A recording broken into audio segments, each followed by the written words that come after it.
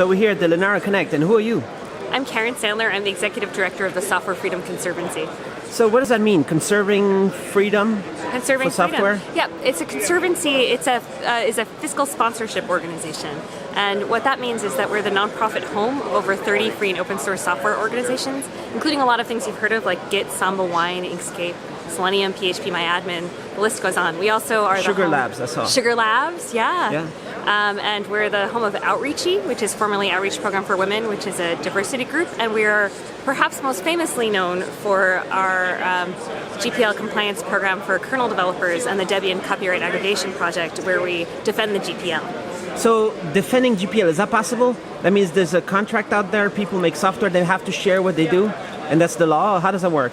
So when you choose the copyright, so when you create code, copyright arises. You don't have to do anything special to get copyright. Copyright simply arises as soon as you fix your creative expression in a this is the lawyer in me, and you express the creative expression in a tangible medium.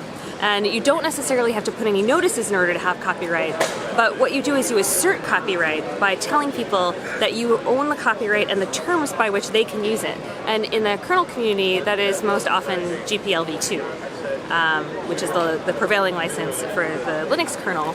And so by choosing that license, you choose which norms and expectations you have for the use of the license going forward. And so by defending the license, we basically, on behalf of copyright holders, tell people who are out of compliance with the license that they must comply, and here's what it entails, and please do a better job. So what does it mean? This means if they take Linux, they do stuff, they have to put back what they changed, or no? How does it work? Like, I do videos with lots of different, and I get comments once in a while. People say, hey, where's the source code or something? Mm-hmm. So are they right? For your videos? Yeah, it depends what license. So I prefer when I'm interviewed for and when I create anything for my work to be under a free license, regardless of whether it's content or code.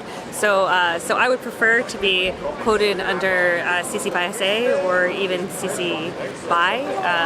And what that means is that there are expectations about what to do with that, with that material. So if you were the person who created the video, then you get to choose what license you want to put it under. So if you choose to have it under a Creative Commons license, then people can create, under a Creative Commons sharing license or, free license, then you basically tell people that they can do whatever they want with it, but if they do, they have to follow the terms of that license. What I mean is I go to Shenzhen a lot, and there's all these cheap phones, these cheap everything, and there's design houses making awesome stuff very quickly, and then people go to my video when I film that, they say, hey, where's the source code?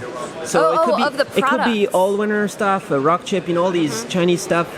Are they doing something illegal if they don't publish the source code? So if you take code that is released under GPL v2 or GPL v3 and you distribute that code in a product, then you must distribute the complete and corresponding source code. You must or give an offer for source that's valid.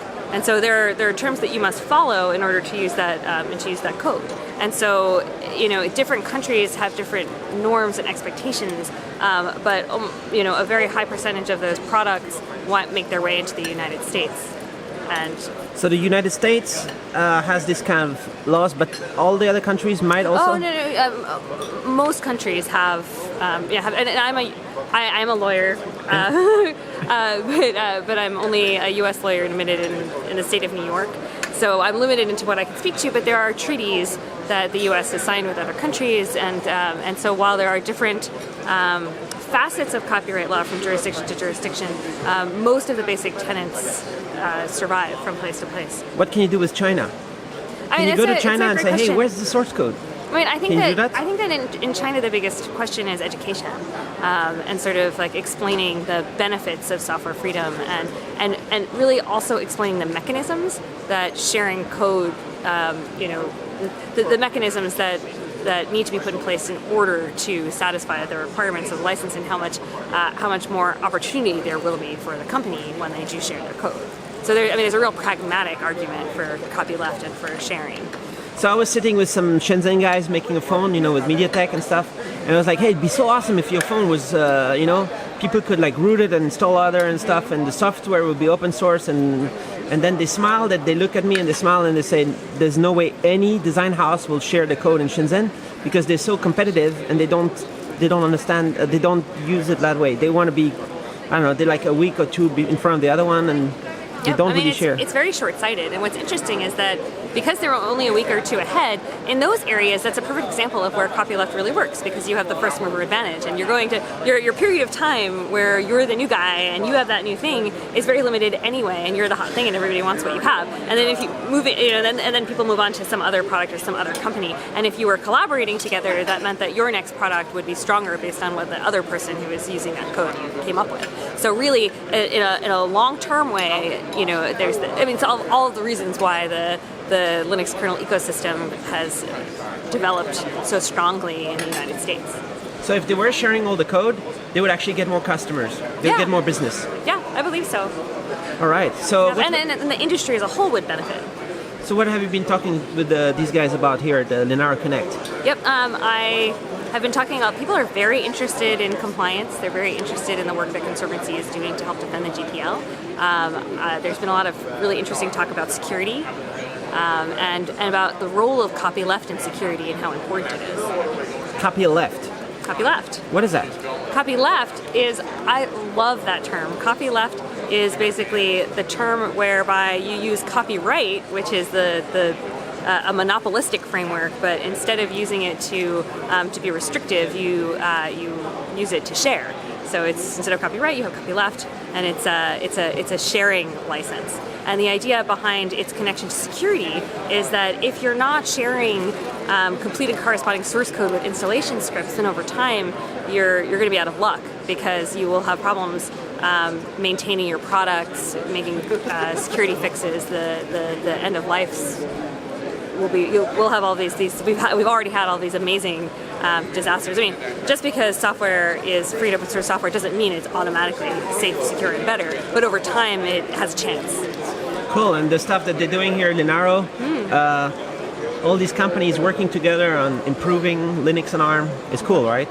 Yeah.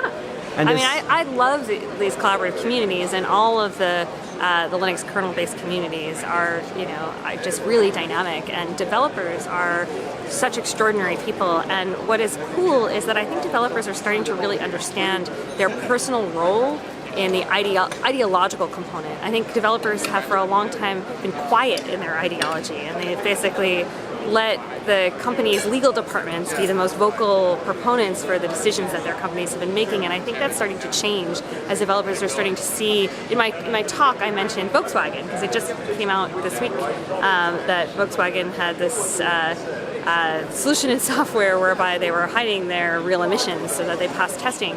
And that was a huge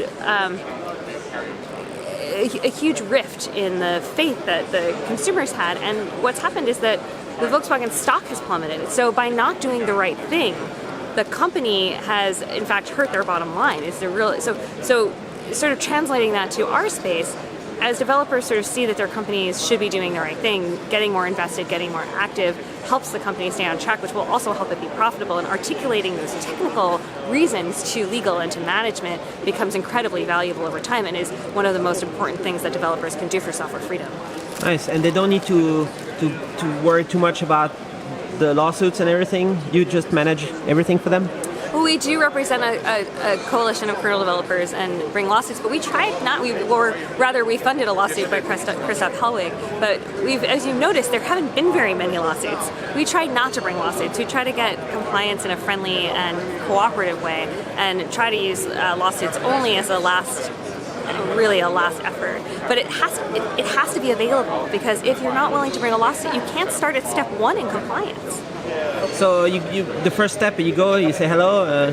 How about the software being open or something? Yeah, I mean, our first step is we try to find the right contact for companies that are involved in our ecosystem. It's much easier. We find the right engineer, the right manager, and we contact them and say, hey, there's a problem. Sometimes those companies say, good point, I'm going to work on that, and they fix the problem.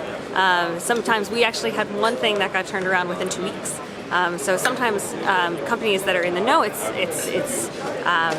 quite fast and it works out great. And then there are some companies who are just just don't have any knowledge about it, and then we recommend that they get up to speed, and we ask them to produce better source candidates. And then there are some companies that wind up just willfully doing the wrong thing, and that's when we have to really get involved, and eventually there has to be a mechanism for a lawsuit, because if there isn't, there won't be any incentive for companies to do the right thing. I hope you can get to China and send some guys over there or some other people talking with the, that they get on board with the whole opening everything, and that people like Google should also develop Android in the open and not have these secret partners and stuff.